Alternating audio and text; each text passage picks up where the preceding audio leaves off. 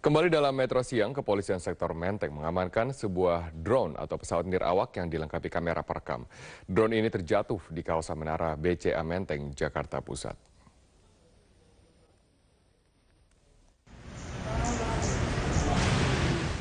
Kasus penemuan drone atau pesawat tanpa awak dilaporkan pihak Menara BCA kepada pihak Kepolisian Sektor Menteng.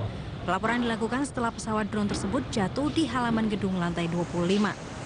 Dalam pemeriksaan kamera yang terpasang di drone, petugas mendapati sejumlah gambar suasana sekitar wilayah Bundaran Hotel Indonesia.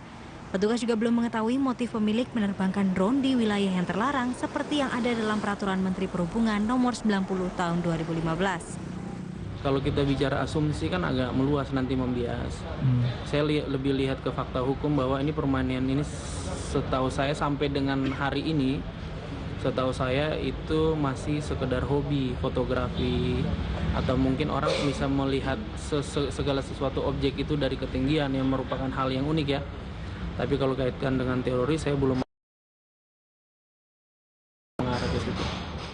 Meski hasil rekaman pesawat drone tidak bersifat pribadi, drone tersebut kini diamankan di Polsek Menteng, Jakarta Pusat. Pemilik drone akan dipanggil guna jalani pemeriksaan. Dari Jakarta Pusat, Rizky Nur Muhammad, Metro TV. Boleh kalau masalah perizinan untuk masalah.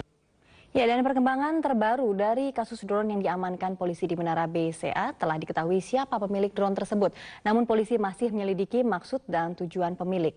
Sejak ditemukan terjatuh di sekitar Wisma BCA, pesawat drone jenis Phantom 2 berwarna putih ini diamankan oleh Polsek Menteng.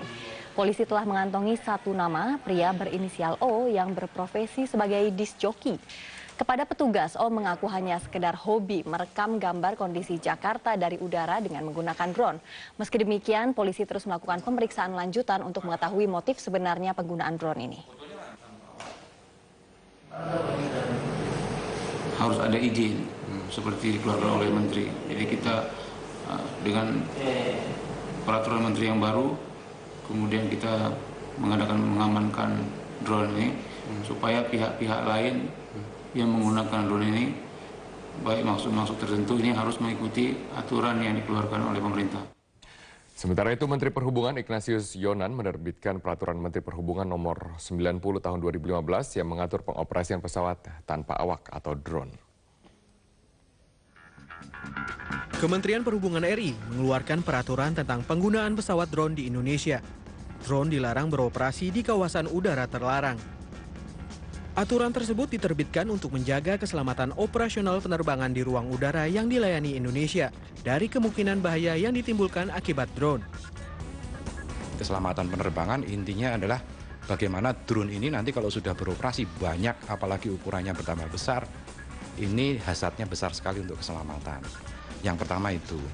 Yang kedua adalah kita juga tahu semua bahwa kita mempunyai daerah-daerah yang memang tidak boleh dipotret ya. Contoh, Istana Negara, itu kan dia prohibited area. Siapapun tidak boleh masuk ke situ, tidak boleh motret.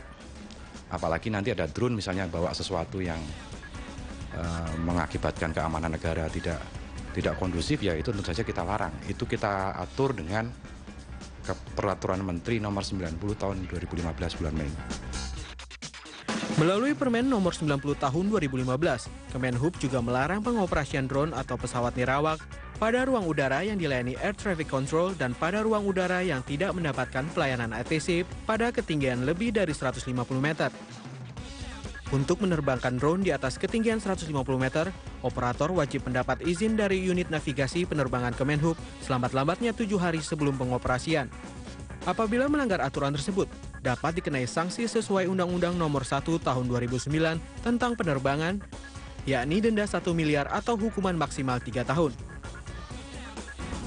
Demi kepentingan negara, pemerintah memberikan izin drone beroperasi untuk patroli batas negara, patroli wilayah laut negara, dan pantauan cuaca. Belakangan ini penggunaan drone semakin populer di masyarakat. Drone biasanya digunakan untuk pengambilan gambar, pemetaan, hingga hobi. Karena perkembangannya semakin meningkat, maka pemerintah perlu mengeluarkan peraturan agar tidak berbahaya dan merugikan orang lain. Tim Liputan, Metro TV.